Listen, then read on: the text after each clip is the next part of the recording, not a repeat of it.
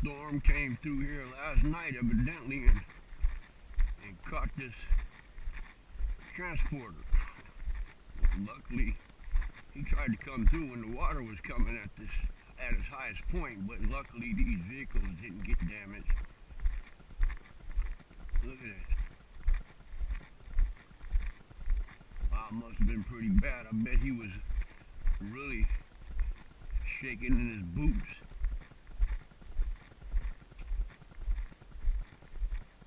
They'll be able to salvage those still as new, I'm sure. Or, no, they're not new. Look at that.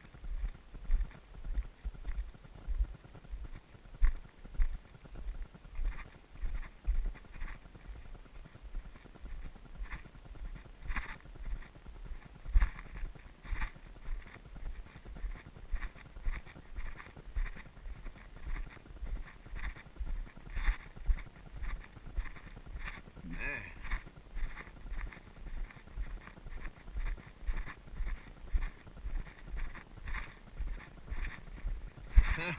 I bet that guy